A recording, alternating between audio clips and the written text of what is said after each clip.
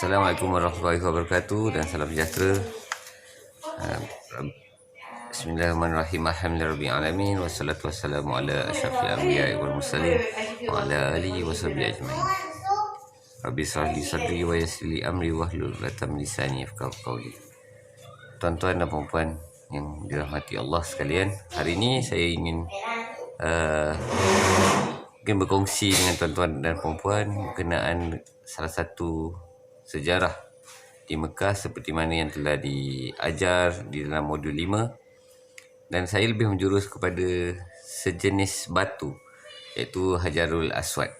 Seperti yang tuan-tuan sedia maklum, Hajarul Aswad adalah ketulan-ketulan kecil batu yang tertanam di salah satu bucu Kaabah, di mana apabila dalam rukun tawaf kita akan memulakan kiraan pusingan tawaf di sudut Hajarul Aswad, dan satu pusingan dikira habis apabila kita melintasi garisan di penjuru Hajarul Aswad. Jadi awalnya batu ini hanya sebiji saja, dan ia berwarna hitam, tapi ia jatuh dan pecah hingga menjadi sepihan 8 biji batu yang kecil, dan kemudian ia dikumpulkan dengan menggunakan lilin dan dikelilingi oleh ikatan perak.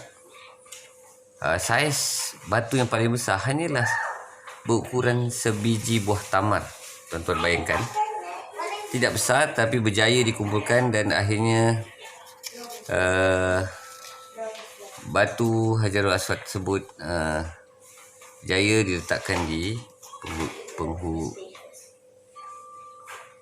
satu sudut di Kaabah.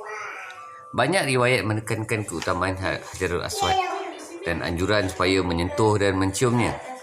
Hukumnya sunat, cukuplah menjadi keutamaannya bahawa Rasulullah SAW pernah menyebut menyentuh dengan tangannya yang lembut dan mencium dengan bibirnya yang mulia.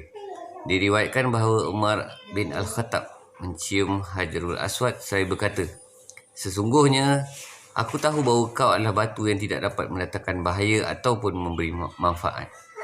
Kalaulah bukan kerana aku pernah melihat Rasulullah SAW menciummu, nescaya aku tidak akan menciummu." Hadis riwayat Bukhari dan Muslim.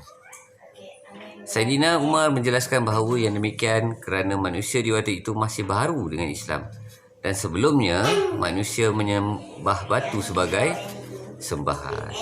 Maka beliau takut umat Islam menyangka mencium Hajarul Aswad adalah sebahagian dari ibadah untuk memuliakan batu sebagaimana perbuatan umat Arab jahiliah. Maka Saidina Umar menjelaskan perbuatan mencium Hajarul Aswad itu termasuk menuruti sunnah Rasulullah SAW. Telah diriwayatkan oleh Ibnu Abbas bahawa Rasulullah SAW bersabda, "Hajarul Aswad diturunkan dari syurga. Saat itu warnanya lebih putih dari susu. Lalu dosa-dosa keturunan Adam membuatnya berubah menjadi hitam." Hadis riwayat At-Tirmizi. Peristiwa yang amat sinonim dengan Hajarul Aswad ini ialah peristiwa bagaimana Rasulullah SAW menyelesaikan pertelingkahan bagi meletakkan Hajarul Aswad. Seperti yang kita sedia maklum, baginda SAW dikenali mempunyai akal yang matang dan pandangan yang bernas. Peristiwa peletakan Hajar Aswad ke tempatnya di Kaabah menjadi bukti yang jelas terhadap perkara ini. Kisahnya begini, ketika Nabi SAW berumur 35 tahun, satu banjir besar melanda Mekah yang menyebabkan Kaabah rosak sangat teruk. Sebelum itu Kaabah telah sedia rosak dengan sebab terbakar. Oleh itu, orang Arab Quraisy berazam mahu merobohkannya dan membuat baru serta mahu diangkat sedikit dari tapak asalnya dan diletakkan atap. Mereka menggunakan wang yang dianggap bersih untuk membina Kaabah. Seperti yang kita telah belajari, batu Hajarul Aswad sangat dihargai oleh kaum Quraisy, dan mereka sangat memuliakan batu ini. Orang Quraisy mengambil kira sumber duit apabila ia melibatkan pembinaan Kaabah. Oleh sebab itu, apabila duit yang bersih itu tidak mencukupi, kawasan sebelah Hajar Ismail hanya dapat dibina separuh dan sebahagian bulatan sahaja. Dan inilah yang wujud hingga sekarang. Apabila Kaabah siap dibina secara bergotong royong, sampai masa meletakkan Hajarul Aswad di sudut Kaabah itu. Ketika inilah kabilah Arab Quraisy bertelingkah kerana menganggap kabilah masing-masing yang paling layak meletakkan Hajarul Aswad. Tuan-tuan bayangkan, pertelingkahan ini berlaku selama 4 hari dan hampir mencetuskan peperangan saudara di antara mereka. Abu Umayyah bin Al-Mughirah Al-Makhzumi, itu seorang, kalau kita bahasa sekarang ni, adalah seorang veteran otai di Mekah, telah memberikan pendapatnya. Wahai kaum Quraisy, berhenti, kamu janganlah bertelingkah, dan kamu lantiklah hakim yang kamu setuju, apa juga hukuman.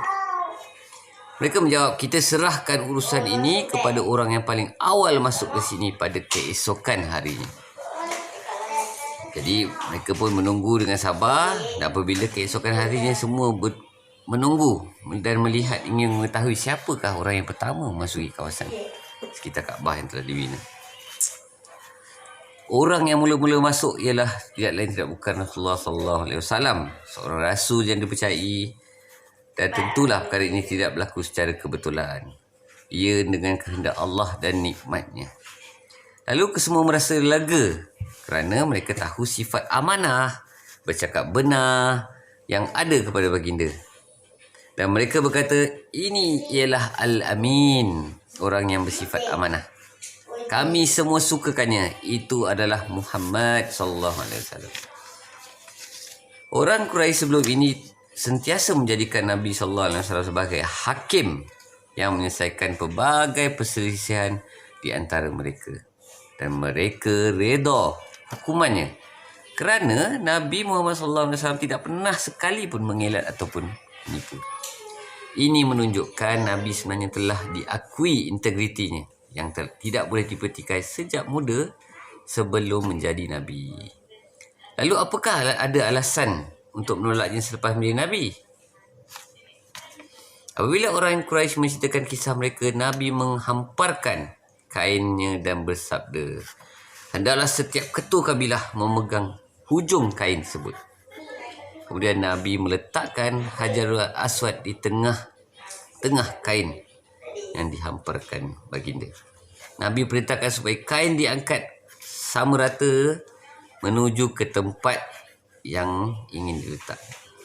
Dan Nabi dengan tangannya sendiri mengambil Hajar Aswad dan meletakkan di tempat yang sedia ada sehingga sekarang. Begitulah kebijaksanaan Nabi Muhammad SAW. Jadi itulah tuan-tuan, peristiwa paling sinonim dengan Hajarul Aswad dan sejarah Islam.